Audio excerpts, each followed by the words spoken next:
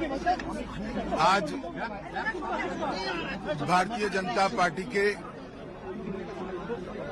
जिले के उपाध्यक्ष के युवा मोर्चे के उपाध्यक्ष अर्जुन चौरसिया का राजनीतिक रूप से हत्या कर दिया गया है। उनके परिवार का ये फरियाद है कि उनकी जघन्य हत्या हुई। कल ही तृणमूल सरकार के 1 साल हुआ है, उसके दूसरे ही दिन बंगाल में राजनीतिक हिंसा, राजनीतिक हत्या का परंपरा फिर से शुरू किया है। पूरे बंगाल में जहां पर भी जाते हैं राजनीतिक हिंसा, प्रतिशोध में हत्याएं और विरोधी राजनीतिक दलों के कार्यकर्ताओं को चुन चुन कर निशाना बनाने का अनेक उदाहरण हमारे सामने आए हैं। भारतीय जनता पार्टी अर्जुन की हत्या की, चौरसिया की हत्या की घोर निंदा कर रही है और हम भारतीय जनता पार्टी के सभी लोग न्याय की अदालत के सामने जाकर जिन्होंने भी चौरसिया का हत्या किया है उनको इस जघन्य हत्या का कड़ी से कड़ी सजा मिले, वो सुनिश्चित करेंगे।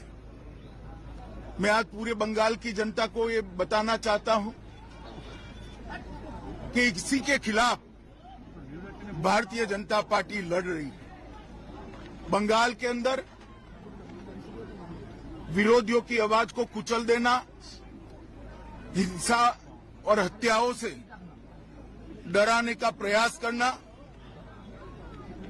पहले कम्युनिस्ट शासन में और अब उससे बढ़ चढ़कर तृणमूल कांग्रेस के शासन में हुआ है। मैं पीड़ित परिवार से मिला हूं। पीड़ित परिवार की चौरसिया की दादी को भी नहीं बख्शा गया, उनको भी मारा गया। उनके कहने के हिसाब से जोर जबरदस्ती चौरसिया के मृतदेह को परिवार से छीना गया है। भारतीय जनता पार्टी के कार्यकर्ता अदालत के सामने गए हैं कि इसका वीडियोग्राफी के साथ पैनल पोस्टमार्टम हो और इसकी जांच सीबीआई को सौंपनी चाहिए। अनेक चुनाव के बाद अनेक हत्याओं का सिलसिला थमता नहीं है।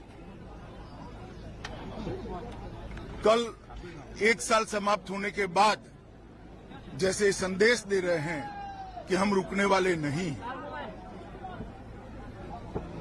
भारतीय जनता पार्टी हिंसा की राजनीति में ना विश्वास करती है, ना हिंसा की राजनीति से डरती है। हम कानून की अदालत में इतना सुनिश्चित करेंगे कि चौरसिया के हत्यारों को कड़ी से कड़ी सजा दे। जिन्होंने भी ये कांड किया है उन सबको अदालत के कटघरे में खड़े करेंगे।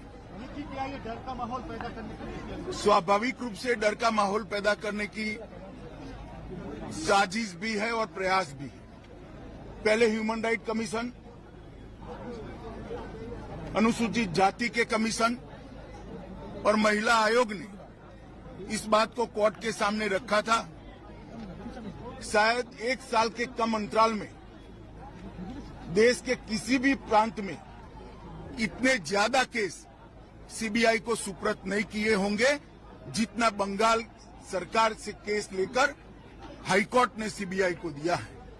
यही बताता है कि कोर्ट को यहाँ की कानून और व्यवस्था और पुलिस पर भरोसा नहीं रहा। परिवार के साथ बात हुआ? अमित जी, परिवार के साथ बात हुआ आपका? परिवार के साथ मेरी डिटेल बात हुई है। स्वाभाविक रूप से परिवार काफी आहत है, बेटा जाने से भी आहत है, और उसके बाद प्रशासन ने उनसे जो व्यवहार किया है, जो अत्याचार किया है, परिवार के लोगों को मारा है, जिन्होंने हत्या की उसको पकड़ना तो दूर रहा, परिवार के लोगों को मारने का काम किया है, उससे बहुत आहत है।